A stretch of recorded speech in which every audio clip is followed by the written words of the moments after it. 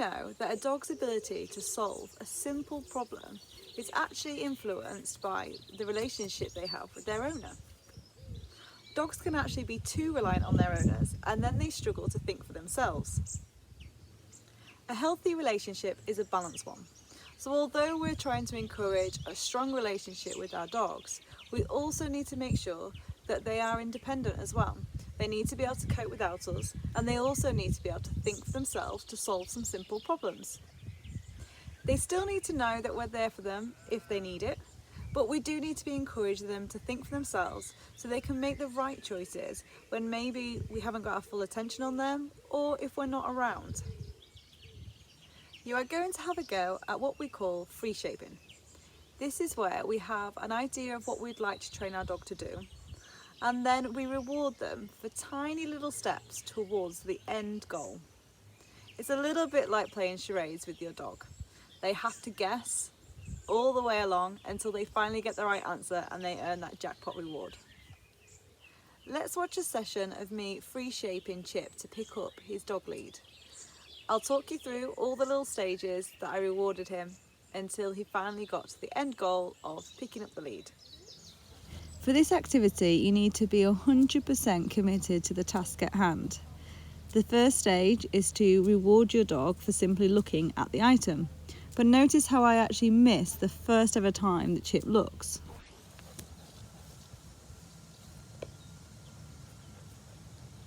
Yes.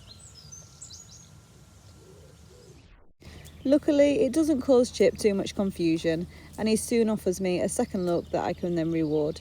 But try and get your reward to them the first time they look to make it even clearer for them. Yes. After a couple of rewards of just looking at the item, Chip starts lowering his head to look at it closer. So I can now start rewarding him for moving towards it with his mouth.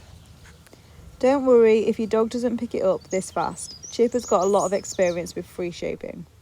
Once your dog is consistently offering you the look towards the item behaviour, your next stage is to stop rewarding that and wait until they move towards the item.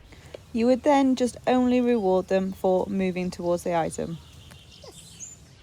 On that attempt, he actually made contact with the lead.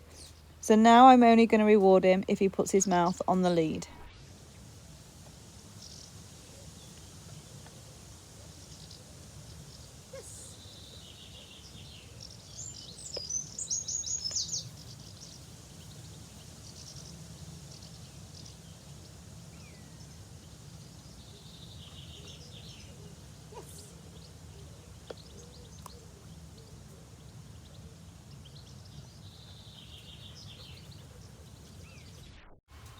Don't worry if your dog wanders off like Chip does. I often find he's taking himself off for a mental break and then he comes back and offers me more. And like you see on this attempt, he comes back and actually attempts to pick the lead up. So you'll see his teeth go slightly round it with a bit of pressure. Yes, good.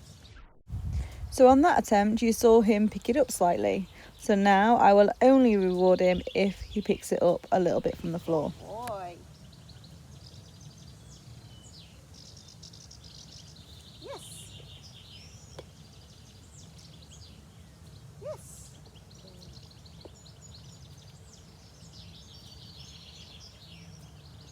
Yes. Notice on that one how I slightly delayed my yes marker, which basically tells him that he's done it right. I delayed it to encourage him to just pick it up that little bit more. Yes, good boy, good job, good boy. So on that one, I gave him a little celebration and his high value reward of his tennis ball. That's because he's just gone from picking the lead up to only a small height to picking the lead up to quite a big height.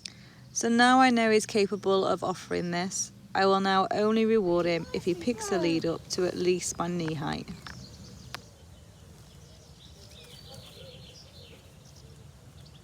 Yes, good.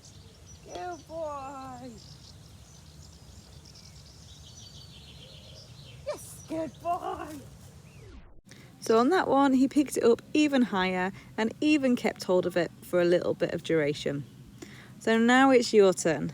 But if you've never done anything like this before, I suggest you start with a slightly simpler task. Some easier ideas is to get your dog to put their front feet into a cardboard box, or even sit in the cardboard box, or find a tree stump and get them to put their front feet onto a tree stump. To make it easier for both you and them, make sure you're using high value rewards, and also I'd recommend you tidy the area so the only thing in their view is the item you want them to interact with. For both these tasks, remember the first thing to reward for is simply looking at the item, then approaching the item, then making contact with the item, then interacting with the item in a desired way, so with their front paws, and then both front paws on the item.